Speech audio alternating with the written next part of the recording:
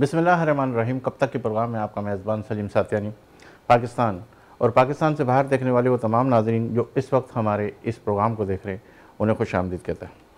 अल्लाह ताला ने बेशुमार नेमतों से इंसान को नवाजा है और उसमें बड़ी अहमियत की हामिल सेहत है। और अगर सेहत अच्छी होगी तो इंसान खुश व खुर्रम रहेगा, और अगर सेहत ख़राब हुई तो वो हमेशा नीचे की तरफ जाता रहेगा। चाहे एक छोटी सी बीमारी भी हो, बुखार वगैरह, उसके अंदर भी आदमी इंसान जो है बिल्कुल बेबस हो जाता है। और बीमारी जो है आहिस्ता आहिस्ता जब स्टेप बाय स्टेप बढ़ती चली जाती है तो वो बड़ी बीमारी की शक्ल अख्तियार कर लेती है। और इसी तरीके से दिल जो है बड़ा अहमियत का हामिल है, दिमाग बड़ा अहमियत का हामिल है, शरियाने बड़ी अहमियत का हामिल है। और यूँ तो तमाम के तमाम बीमारियाँ जो है बड़ी अहमियत का हामिल है, लेकिन इसके अंदर किस तरीके से इसका ख्याल रखना चाहिए और किस तरीके से वक्तन फ़क्तन इसे चेकअप करना चाहिए, इसी हवाले से आज गुफ्तगू करेंगे। हमारे दरमियान मौजूद है अमराज़ क़ल्ब के माहिर, सऊदीया में अपनी खिदमत अंजाम दे सके, किंग अब्दुल्ला मेडिकल सिटी मक्का के अंदर अपनी खिदमत अंजाम देकर आए इन दिनों पाकिस्तान में, और इन दिनों पाकिस्तान में अल-तमश हॉस्पिटल में अपनी खिदमत अंजाम दे रहे। बेशुमार प्रोग्रामों में हमारे प्रोग्राम की जीनत बने और बहुत कुछ हमने उनसे सीखा। और आज जितने लोग जो इस प्रोग्राम को देख रहे हैं, मैं चाहूँगा कि वो दिल जमई के साथ इस प्रोग्राम को देखें। और इस हवाले से आज हम गुफ्तगू करेंगे कि बीमारियाँ किस तरह जन्म लेती है, दिल की बीमारियाँ, शरियाने की बीमारी और मुख्तलिफ बीमारियाँ किस तरीके से जन्म लेती है। इस हमारे साथ तशरीफ़ फरमा डॉक्टर असदुल्लाह सुमर साहब, इन्हें आज के इस प्रोग्राम में खुश आमदीद कहते हैं। अस्सलाम वालेकुम। वालेकुम सलाम। डॉक्टर साहब कैसे हैं आप? अल्हम्दुलिल्लाह। ऐसा आज हमने आपको इस प्रोग्राम में इसलिए बुलाया कि अमूमन हम देखते हैं रमज़ान करीब से करीब है, लेकिन रमज़ान से पहले जो है इन बीमारियों की तरफ हम बढ़ते हैं कि जो अक्सर देखा गया है कि एक नॉर्मल ईसीजी, अगर मैं दिल के अमराज के हवाले से बात कर लूँ, फिर इसके बाद तमाम बीमारियों की तरफ आते हैं कि हम अक्सर देखते हैं कि ये जो ईसीजी है वो बड़ा, हम जब भी दिल का कोई दर्द होता है या सीने में भी कोई दर्द होता है तो हम सबसे पहले उस तरफ बढ़ते हैं और ईसीजी की तरफ जाते हैं। और ईसीजी जब सही आती है तो हम बिल्कुल बेफिक्र होकर जो है अपने तमाम रोज़मर्रा की ज़िंदगी में लग जाते हैं। तो क्या ये दिल के मरीज़ के लिए ईसीजी कितना इम्पोर्टेंट किरदार अदा करती है? एक तो सलीम साहब बहुत बहुत शुक्रिया, और वीनस टीवी का भी बहुत शुक्रिया कि मुझे इस प्रोग्राम में दावत दी। और आपका सवाल बहुत प्रैक्टिकल और पर्टिनेंट है। एक तो ये कि दिल जो है वो जितने भी हमारे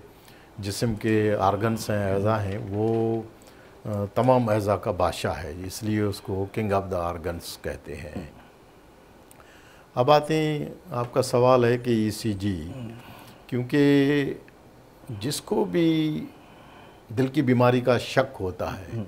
चाहे उसको सीने में दर्द हो, चाहे उसको दिल की धड़कन तेज़ हो, पल्पिटेशंस हों, या उनको सांस की तकलीफ़ हो, या उनको दौरे पड़े हो, बेहोशी के दौरे पड़े हों, तो चुनाचे अमराज़ क़ल्ब इतने ज़्यादा बढ़ गए हैं तो सब लोगों का ख्याल जो है सबसे पहले दिल की तरफ जो है वो जाता है। और वो सबसे पहले जो है वो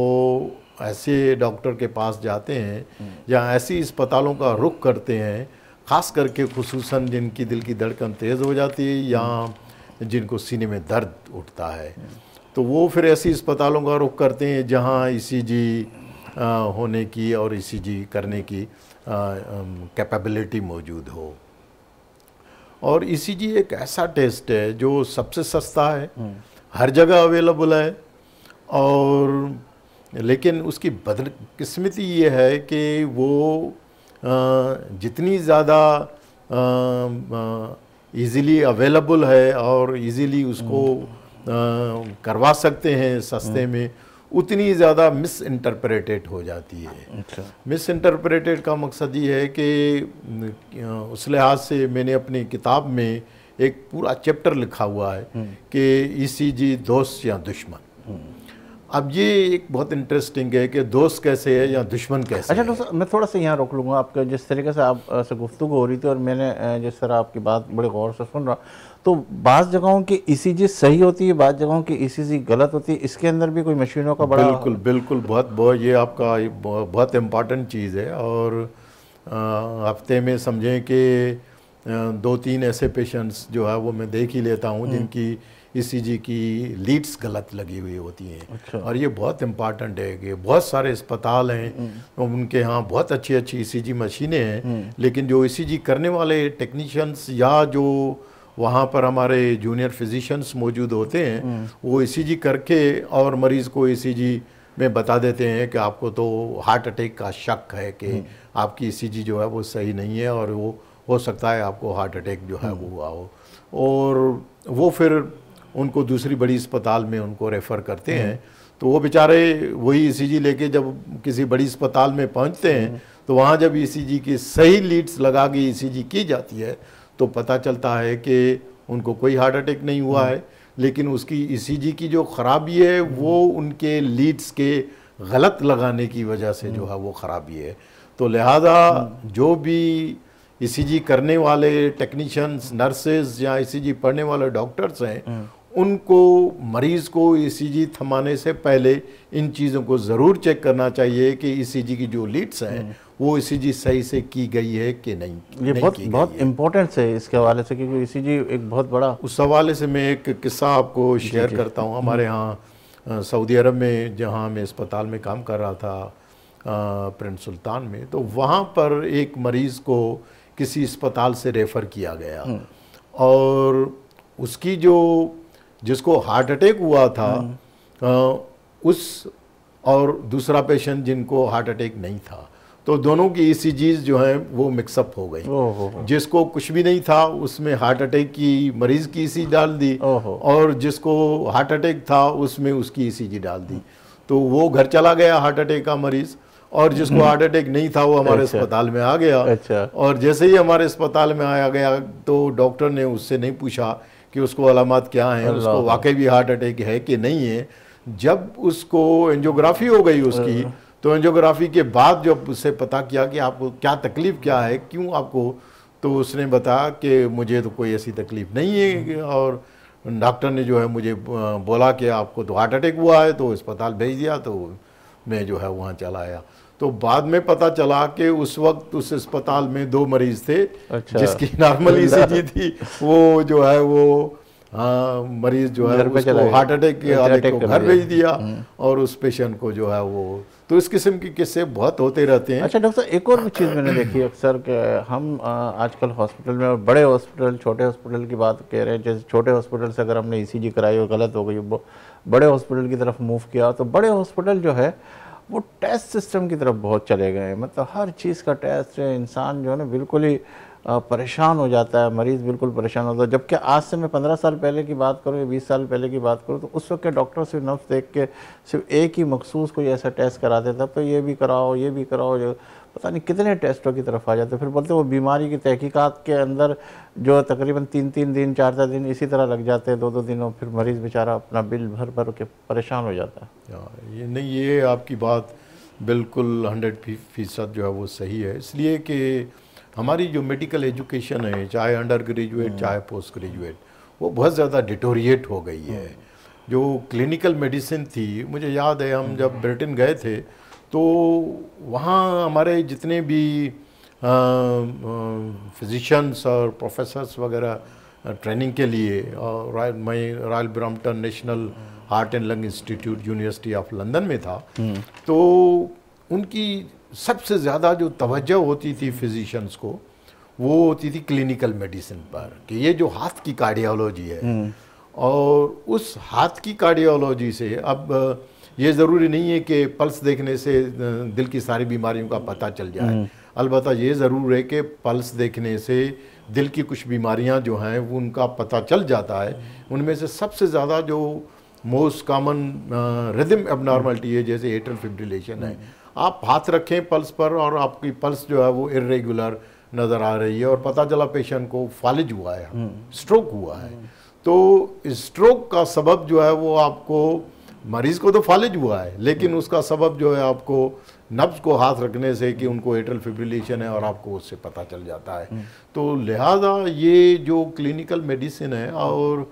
मैं अपने क्लिनिकल तजर्बे के बेस पर, क्योंकि हमारी जहाँ पर तरबियत और ट्रेनिंग हुई है वहाँ पर ये हाथ की कार्डियोलॉजी पर बहुत ज़्यादा तवज्जो दी जाती थी। तो आई एम श्योर कि आप मरीज़ों को सही तरीके से उनकी अलामात को सुने और उनको थारोली अगर हेड टू टो एग्जामिन करें तो मैं आज भी जो है वो 90% डायग्नोसिस जो है वो मरीज की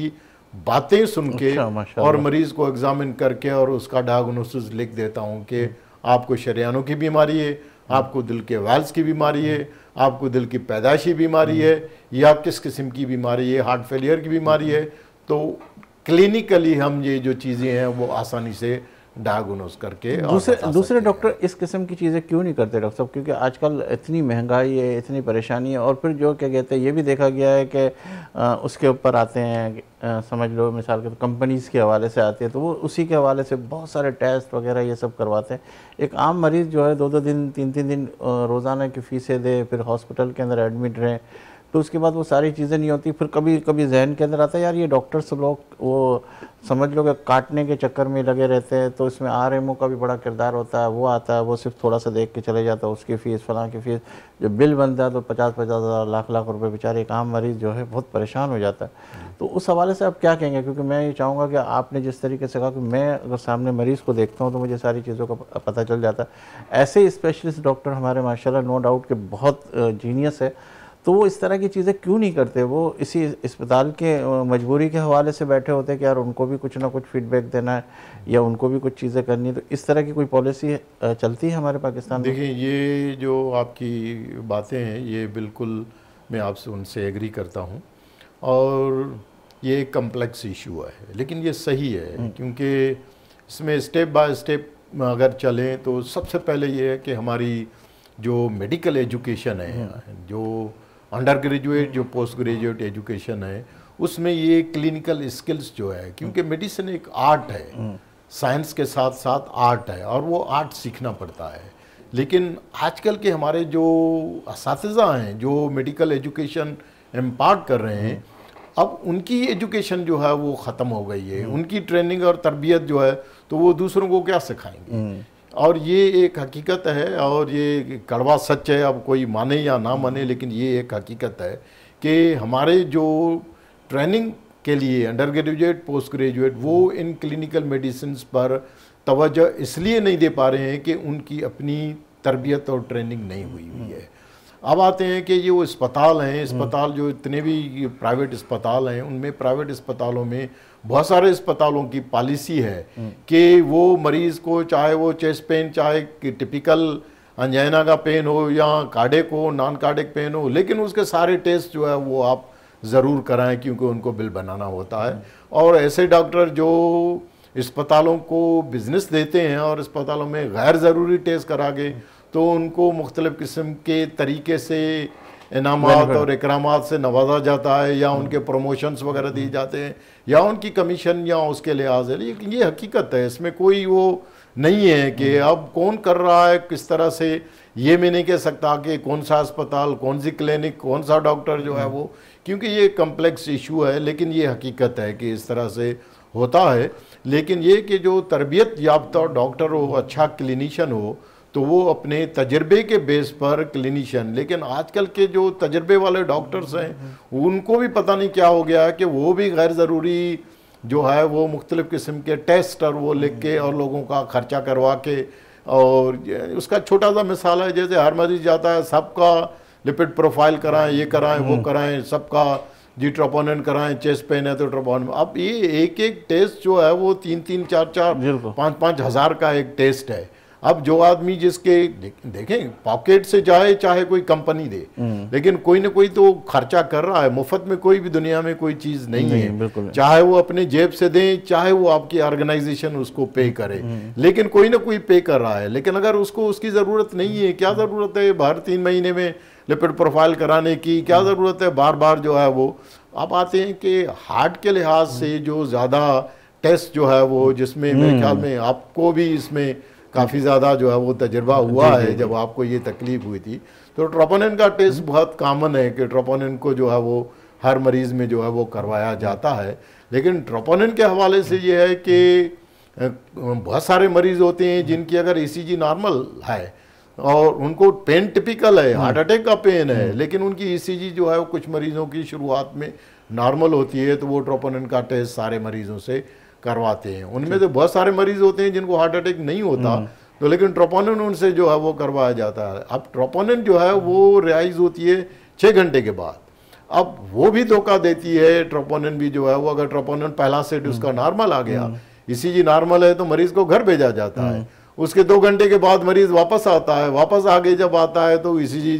करते हैं तो पता चला हार्ट अटैक हुआ है। उसके बाद ट्रोपोनिन करें तो ट्रोपोनिन इसका पॉजिटिव आ जाता है। ठीक है, इस पर गुफ्तगू करेंगे डॉक्टर साहब। मुझे इशारा ब्रेक का हो रहा है, नाज़रीन यहाँ लेंगे एक ब्रेक इस यकीन के साथ कि आप होंगे हमारे साथ, हम तो हैं आपके साथ। मिलते हैं चंद लम्हों के बाद।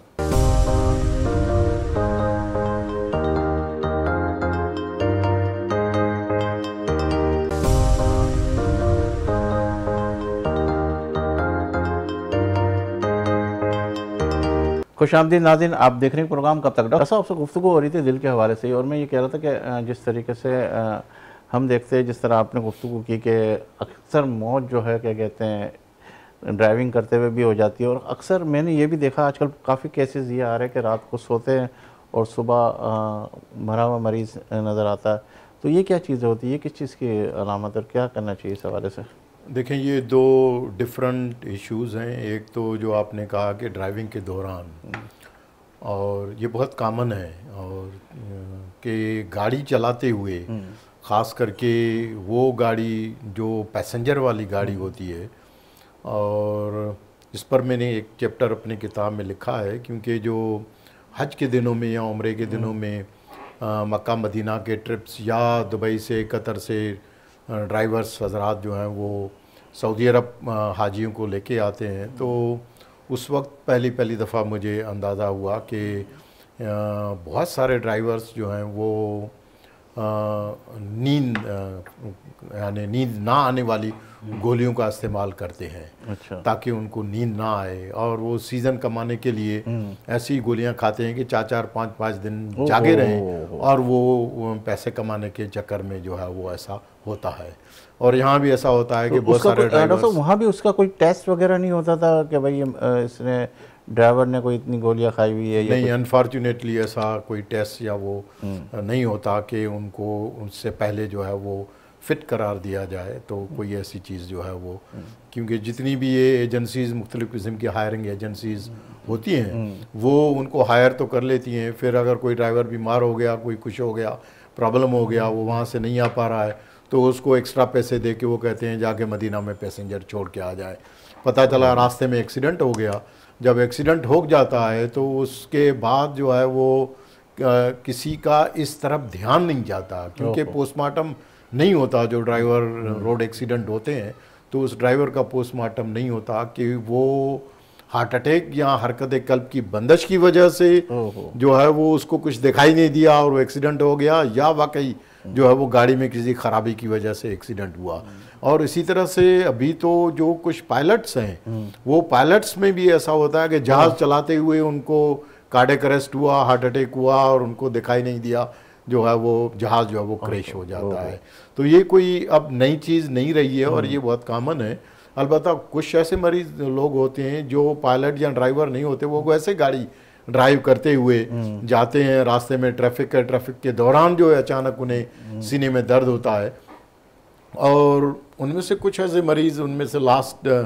ईयर एक ऐसा पंजाब से एक मरीज़ था जो यहाँ कराची घूमने के लिए आया था बेटे के पास। तो वो गाड़ी चलाते हुए मेट्रोपोल से जब गुज़र रहा था तो उसको अचानक सीने में दर्द हुआ, और उसने समझा कि मैं अस्पताल तक जो है वो इंस्टीट्यूट तक पहुंच जाऊंगा, जो एक रिस्क होती है, क्योंकि उस वक्त वो तो बाय द वे पहुंच गया वहाँ पर, और जैसे ही वहाँ पर पहुंचा गेट पर तो वहाँ पर वो क्रैश हुआ, और उन्होंने फिर उसको उठा के जो है वो इमरजेंसी में लेके गए। वहाँ जब इमरजेंसी में लेके गए तो उनको हार्ट अटैक हुआ था, और फौरी तौर पर उसको कैथ लैब में जाके और उसकी शरेयान को खोला गया। तो लिहाजा ये ड्राइविंग के दौरान जो है वो हार्ट अटैक होना या सीने का दर्द होना, ये कोई नई चीज़ या ये कोई रेयर चीज़ नहीं है, लेकिन हमारी पब्लिक में अवेयरनेस नहीं है इस चीज़ की कि अगर अचानक सीने में दर्द हो तो ऐसे दर्द को जब तक के पता चले कि ये दर्द जानलेवा तो नहीं है, हार्ट अटैक का दर्द तो नहीं है, कि उनको गाड़ी कहीं से साइड में रोकनी चाहिए। क्योंकि कभी कभार ये होता है कि वो गाड़ी खुद तो पेशेंट जो है वो उस दौरान, लेकिन वो किसी और को जाके जो है वो गाड़ी हिट करता है कि किसी और की जान भी जो है वो जा सकती है। तो लिहाजा ऐसे जो मरीज़ होते हैं या जो भी अफराद हों, उनको ड्राइविंग के दौरान अगर इस किस्म का सीने में दर्द हो तो उनको साइड में गाड़ी रोक के किसी को फ़ोन करके या किसी राहगीर को बताना चाहिए कि ऐसा ऐसा है, ताकि वो उसको किसी तरह से अस्पताल में पहुंचाए। दूसरा आपका जो वो बात थी वो ये थी कि मरीज़ जो है वो अच्छे खासे रात को सो जाते हैं अपने घर वालों से बातें करते हुए, सुबह को जब वो जगाने के लिए कोई जाता है कि बेटी के लिए कोई उनको जगाता है या वो देर से जो है वो उठता है, तो पता चलता है कि उसका तो बिल्कुल ही वो रिस्पांस नहीं दे रहा है, जो है वो रिस्पॉन्सिव होता है। और चुनाचे हमारी पब्लिक में या आवाम जो लेमेन है, क्योंकि आजकल जो दुनिया में ट्रेंड जो है वो ये है कि जो आम लेमेन है उनको भी जो है वो जैसे फर्स्ट एड होता है उनको भी CPR की ट्रेनिंग जो है वो लेनी चाहिए, ताकि जो इस किस्म के वाक़यात घरों में होते हैं तो घर में से कोई ना कोई आदमी हो जो उसकी तब तक वो CPR करे, उसको एम्बुलेंस में जब तक लेके जाए तब तक उसकी CPR करके और उसको अस्पताल तक पहुंचाए। तो ज़्यादातर इस किस्म के जो मौत होते हैं उनको सडन कार्डियक डेथ कहते हैं और उसके बहुत सारे वजूहात हैं, और लेकिन सबसे ज़्यादा अहम और कॉमन जो वजह है वो शरियानों की बीमारी है। अच्छा दोस्तों, शरियाने के हवाले से मैं आपसे गुफ्तगू कर लूँ कि शरियाने कितनी शरियाने होती है और कौन सी शरियाने कहाँ कहाँ असरअंदाज होती है। इससे पहले कि मैं ये वाला सवाल करूँ, एक आम सा सवाल जो तकरीबन हर घर की जीनत है और हर आम सा शख्स ये चाहता है कि ये सवाल का जवाब जो है ना उसे लाजमी आना चाहिए, घर के अंदर कौन सी ऐसी दवाइयाँ रखी जाए जो जैसे तबीयत ख़राब होने की सूरत में, चाहे दिल हो, जिगर हो, दिमाग हो, चाहे बुखार हो, चाहे वो, उसके अंदर कौन सी ऐसी दवाइयाँ जो इम्पोर्टेंट रोल अदा कर सकती है और वो बग़ैर किसी डॉक्टर के सजेशन से, बग़ैर किसी डॉक्टर के मशवरे से खाई जाए, तो वो कौन सी ऐसी दवाइयाँ जो घर में रखी जाए? देखिए, एक तो वो मरीज़ हैं या वो घर हैं जिनके घरों में इमराज़ कल्ब के मरीज़ हैं। फॉर एग्ज़ाम्पल किसी के वालिद को, किसी की वालदा को, किसी के दादा दादी को, नाना नानी को दिल की कोई बीमारी है, ख़ास करके शरियानों की बीमारी है, अंजाइना की बीमारी है, पुराना हार्ट अटैक हो चुका है उनको, वो दवाएं खाते हैं और उनको अगर अचानक सीने में दर्द हो जाए तो ऐसी क्या चीज़ें हैं। अक्सर क्या होता है कि हम उनको सौंफ दे देते हैं, बबलत भी दे देते हैं, या दूध गर्म करके जो है वो पिलाते हैं, या कोई ठंडी चीज़ उनको दे देते हैं कि जो उन्होंने रात को बिरयानी खाई है उस बिरयानी की वजह से बदहज़मी हो गई है और उसकी वजह से जो है वो जलन हो रही है, दर्द हो रहा है, तो उसकी वजह से भी हो सकता है। लेकिन वो मरीज़ जो पहले से इमराज़ कल्ब में की बीमारी में मुब्तला है और उनको अचानक इस किस्म का सीने के सेंटर में कोई दर्द हो, तो वो अंजाइना का दर्द भी हो सकता है, वो हार्ट अटैक भी हो सकता है, वो दोबारा हार्ट अटैक भी हो सकता है। और ख़ास करके वो मरीज़ जिनको इवन स्टेंट डले हुए हैं, जिनको बाईपास हुई है, उनमें भी जो है वो दोबारा स्टेंट थ्रोम्बोसिस होके और स्टेंट जो है वो ब्लॉक होके उनको अंजाइना भी हो सकता है, हार्ट अटैक भी हो सकता है। तो फौरी तौर पर उसको आराम देने के लिए जब तक अस्पताल पहुँचे, तो हर घर में ऐसा समझे कि कम से कम एक इंतहाई सस्ती सबलिंगुअल एंजिसिड या आसोडिल की टैबलेट आती हैं, उसका एक छोटा सा पत्ता जो है वो घर में बेडरूम में जो है कहीं भी पड़ा हुआ हो, और अगर किसी के दादा दादी को अंजाइना का दर्द हो रहा हो तो उसको फौरी तौर पर ज़ुबान के नीचे रखा जाए तो फौरी तौर पर उसको आराम, अगर वो अंजाइना का दर्द होगा तो फौरी तौर पर उसको आराम हो जाएगा। अगर वो ज़्यादा देर तक रहता है तो वही गोली जो है, क्योंकि 5 मिनट के बाद वो गोली घुल जाती है, उसके बाद दूसरी गोली रख सकते हैं, तीसरी गोली रख सकते हैं, 4 गोली तक रख सकते हैं। अगर 4 गोली रखने के बावजूद दर्द में आराम नहीं हो रहा है, मरीज़ को ठंडे पसीने आ रहे हैं, मरीज़ का जिस्म ठंडा हो रहा है, उल्टी हो रही है, तो इसका मकसद ये है कि मरीज़ को अब अंजाइना नहीं है, हार्ट अटैक की अलामात हो रही हैं। तो लिहाजा ऐसे मरीज़ों को फिर ऐसी अस्पताल में जाना चाहिए जहां ECG करने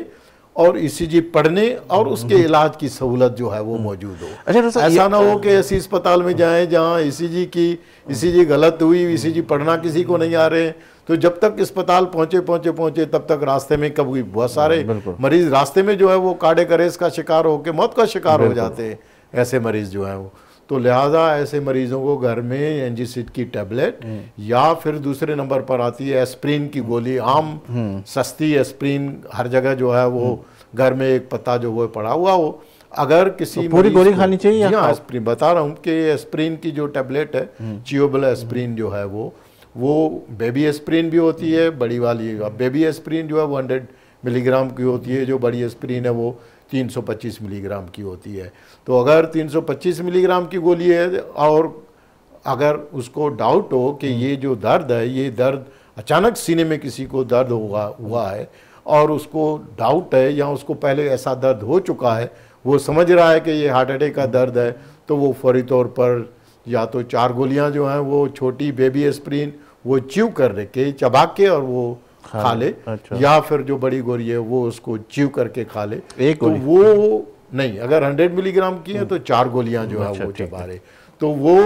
शरेआन को खोलने में बहुत सारे मरीज हैं जिनको अगर शरेआन में क्लॉट आ गया है तो वो क्लॉट के खुलने के चांसेस होते हैं। जब तक वो अस्पताल पहुंचे तब तक उसको हार्ट मसल डैमेज होने के इम्कान थोड़े कम। तो एक बहुत इंपॉर्टेंट सवाल है, उससे पहले कि वो इंपॉर्टेंट सवाल आपसे करूं, मुझे इशारा ब्रेक का हो रहा है। नाज़रीन, यहाँ लेंगे एक ब्रेक इस यकीन के साथ कि आप होंगे हमारे साथ, हम तो हैं ही आपके साथ। मिलते हैं चंद लम्हों के बाद।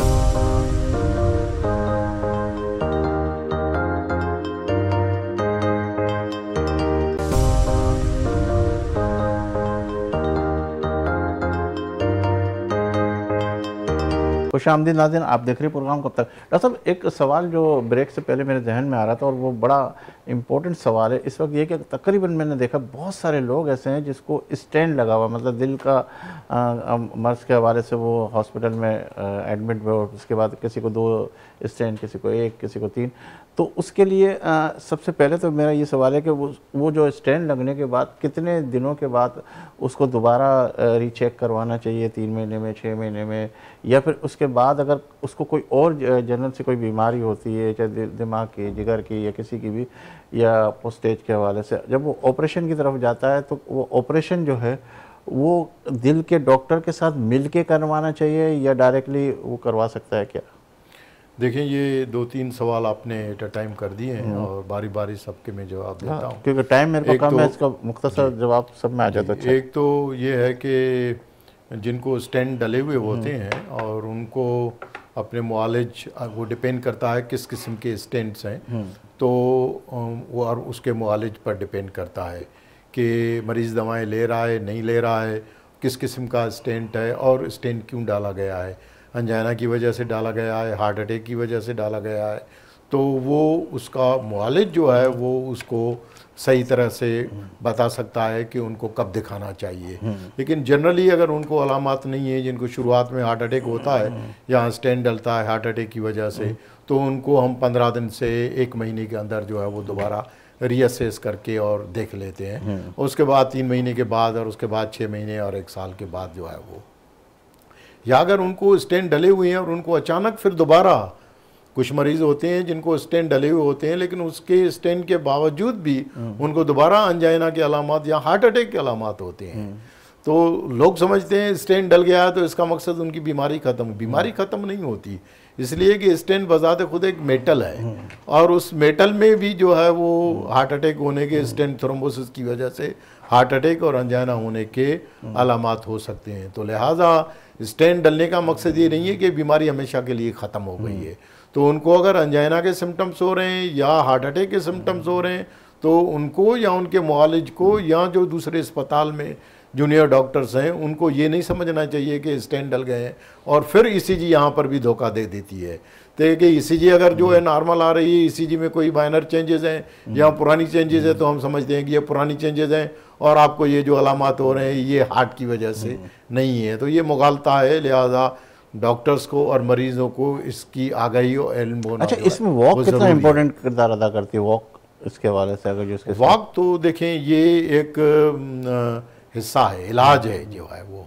हर मरीज़ को, चाहे वो तंदुरुस्त हो चाहे वो हार्ट का मरीज़ हो, उनको रोज़ाना जो है वो 20 मिनट तक रोज़ाना खाली पेट पर वॉक करना जो है वो ये एक दिल का इलाज है। क्योंकि दिल का इलाज सिर्फ दवाएं नहीं है, ये भी एक इलाज है। वॉक करना है, शुगर को कंट्रोल करना है, सुबह की वॉक, शाम की वॉक, रात की वॉक, खाली पेट पर, खाली पेट पर जब भी उनको मौका मिले, जब भी उनको टाइम मिले, बेस्ट टाइम इज फजर की नमाज के बाद खाली पेट पर जो है वो वॉक करना सबसे बेस्ट है। और रात का अगर खाना या खाने के शाम बाद, को अगर रात का खाना खाने के बाद नहीं, खाने से पहले अच्छा, खाली पेट। अमूमन लोग जो है ना खाना खाने के बाद वॉक की तरफ निकलते हैं, तो नहीं, वो खाना खाने के बाद जो है वो चहलकदमी होती है, लेकिन खाना खाने के बाद तो वो वॉक नहीं। वो हार्ट के लिए वॉक जो नहीं वॉक कहलाएगी। होती है वो ब्रिस्क वॉक होती है, तो और उसको ब्रिस्क वॉक करनी चाहिए ताकि उसकी हार्ट की रफ्तार जो है वो बढ़े। अच्छा, उसका blood दोपहर pressure का अगर खाना खा लिया हो तो कितने बजे, 4 बजे 5 बजे करीब वॉक की तरफ जाए? खाली पेट पर। अच्छा। खाली पेट पर। अब कितना- दोपहर का अगर खाना खाया हुआ है, 2 बजे खाना खाया है, क्योंकि दोपहर का टाइम वॉक करने के लिए नहीं है, दोपहर शाम में टाइम आराम करने के लिए, शाम हो ठंडक वाला टाइम जो है उस टाइम पर जो है। बिल्कुल। अब आपकी सब दूसरा सवाल है कि जिनको पहले इमराज कल्ब है और वो अगर जनरल सर्जरी के लिए जाना चाह रहा जी है जी जी, तो उसके लिए उसको माहिर इमराज कल्ब से रुजू करना चाहिए या नहीं करना चाहिए। देखिए, ये डिपेंड करता है उसके मुआलिज पर या सर्जन पर डिपेंड करता है, और वो सर्जरी पर डिपेंड करता है कि किस किस्म की उसकी सर्जरी हो रही है। अगर उसकी कोई माइनर सर्जरी हो रही है, जैसे आई की सर्जरी है, तो ऐसे मरीजों का अगर ब्लड प्रेशर कंट्रोल है, शुगर कंट्रोल है, मरीज दवाएं खा रहा है, तो उसमें सिर्फ ये होता है कि दिल की कुछ ऐसी दवाएं होती हैं जो ब्लीडिंग करती हैं, क्योंकि सर्जरी के दौरान जो है वो ब्लीडिंग होने के इम्कानात होते हैं। तो दिल की कुछ ऐसी दवाएं होती हैं जिनको स्टेंट डले होते हैं, जैसे एस्प्रिन है या जो क्लोपिडोग्रेल प्लेवेक्स वगैरह है, तो उनको फिर बंद करना पड़ता है। वो डिपेंड करता है कि ब्लीडिंग की रिस्क कितनी है। तो कुछ मरीज़ों में हम 3 दिनों तक बंद करते हैं, कुछ मरीज़ों में 5 दिन पहले जो है वो अगर मेजर सर्जरी है तो बंद करनी पड़ती है। अब वो दिल का डॉक्टर जो है वो जिसने स्टेंट डाले हैं, तो वो उस पर उन्होंने देखा है कि अगर उसको ऐसा स्टेंट लगा हुआ है, हार्ट अटैक हुआ है और 1 महीना के अंदर उसको सर्जरी की, इमरजेंसी सर्जरी की ज़रूरत पड़ रही है, तो अब इसमें बड़ा एक रिस्क होता है कि अगर इलेक्टिव सर्जरी हो तो उसको सर्जरी को पोस्टपोन कर सकते हैं जब तक कि, क्योंकि दवा को अगर बंद करेंगे 5 दिन तक तो हो सकता है कि सर्जरी के दौरान स्टेंट थ्रोम्बोसिस होके और उनको हार्ट अटैक जो है वो हो जाए। अगर बंद नहीं करते हैं और इमरजेंसी सर्जरी है तो फिर ब्लड ट्रांसफ्यूजन का बंदोबस्त होना चाहिए, क्योंकि मरीज़ की सर्जरी इमरजेंसी है, उसकी लाइफ बचानी है। तो फिर उसमें अगर आप दवा को बंद भी करें, लेकिन ये कि उसका असर, दवा का असर उसमें रहता है। और बहुत सारे ऐसे मरीज़ या डॉक्टर्स जिनको पता नहीं होता, तो वो मरीज़ इमराज कल्ब या स्टेंट की वजह से मौत का शिकार नहीं होते, लेकिन वो ब्लीडिंग की वजह से, क्योंकि वो दवा का इफेक्ट ख़त्म नहीं होता, तो वो ब्लीडिंग की वजह से जो है वो मौत का शिकार हो जाते हैं। वैसे एक बहुत इंपॉर्टेंट सवाल है जो कि कहते हैं, मैं डॉक्टर्स के हवाले से हमेशा करता हूँ क्योंकि वक्त मेरे पास बहुत कम है, और मैं चाह रहा हूँ कि जनरल सा सवाल, तो डॉक्टर कितनी अहमियत का हामिल है कि अगर वो जो पेशेंट उसके सामने आता है तो वो उसको दिलासा दे या उसका जो हकीकी मर्ज़ है उसको बताए तो वो डर जाए, तो किस तरीके से उसको ट्रीट करना चाहिए? क्योंकि बहुत सारे लोग जो है, बहुत सारे डॉक्टर्स अपनी अखलाक के हवाले से, अपनी बात के हवाले से इतना ज़बरदस्त सेटिस्फाई करते हैं कि वो मरीज़ का जो मर्ज़ है वो आधा हो जाता है, और कुछ डॉक्टर ऐसे होते हैं जो उसके मरीज़ के दर्द को, यानी जो मर्ज़ है उसको बिल्कुल एक्सपोज करके बताते हैं, तो वो मरीज़ घबराहट के शिकार होता है और मज़ीद बीमारी की तरफ वो होता है। ये डॉक्टर का कितना बड़ा रोल है? ये आपका बहुत अहम सवाल है और इसके बहुत सारे पहलू हैं। सपोज़ करके कि मेरे पास एक मरीज़ आता है जिसको एटिपिकल चेस्ट पेन है, मैं अच्छा फिजिशियन हूँ और मैं समझ रहा हूँ कि ये जो दर्द है ये दिल का दर्द नहीं है, उसके टेस्ट नॉर्मल हैं, सारी चीज़ क्लिनिकली उसको किसी की ये कोई टिपिकल चेस्ट पेन नहीं है। अब 2 किस्म के डॉक्टर्स इसमें आते हैं। एक डॉक्टर वो है जिसका वेस्टेड इंटरेस्ट है, उसको मरीज़ की टेस्ट करने और उसको एंजियोग्राफी करनी है, तो वो मरीज़ को डरा के धमका के, जी आपका जो ये दर्द है हो सकता है ये दिल का दर्द हो, तो हम एंजियोग्राफी कर लेते हैं। तो बहुत सारे मरीज़ जो हैं, जब उनको पता चलता है कि ये दर्द जो है हो सकता है दिल की वजह से हो, तो मरीज़ एक लेमैन है, डॉक्टर के पास आता है, वो तो हमारे ऊपर ट्रस्ट करके हमारे ऊपर आता है। लेकिन कुछ डॉक्टर्स अनफॉर्चुनेटली होते हैं जो मरीज़ को डरा के और उनको उनकी बात को थोड़ा एक्साजरेट करके और उसको आमादा कर लेते हैं कि उनकी एंजियोग्राफी जो है वो की जाए, क्योंकि एंजियोग्राफी से डॉक्टर ज़्यादा कमाता है, टेस्ट से डॉक्टर ज़्यादा कमाता है। तो इसलिए इतनी सारी अस्पतालें खुली हुई हैं, कैथ लैब खुली हुई हैं, हर कैथ लैब डॉक्टर को जो है वो कमीशन देने के लिए तैयार है कि आप ज़्यादा से ज़्यादा मरीज़ों की एंजियोग्राफी करें। तो वो फिर एंजियोग्राफी मरीज़ की नहीं, वो फिर पैसों की एंजियोग्राफी जो है वो करते हैं और उसमें जो है वो बाकी अगर किसी को हार्ट का वाकई किसी को बीमारी है, अंजाइना की तकलीफ है और इतनी ज़्यादा नहीं है तो मरीज़ को एक्सप्लेन ज़रूर करना चाहिए, बताना चाहिए। अब कुछ मरीज़ होते हैं उनकी कुछ हिसास तबीयत होती है, तो बहुत सारी चीज़ें हैं जो मरीज़ के को बतानी पड़ती हैं, बहुत सारी चीज़ें हैं जो मरीज़ के सामने नहीं लेकिन मरीज़ को के वर्षा को, उनके अजीज़ रिश्तेदारों को उनको बतानी पड़ती है कि देखें ये जो दर्द है ये अंजाइना का दर्द है, इसमें शरियानों की ब्लॉकेज का अंदेशा होता है या इस मरीज़ को हार्ट अटैक हुआ है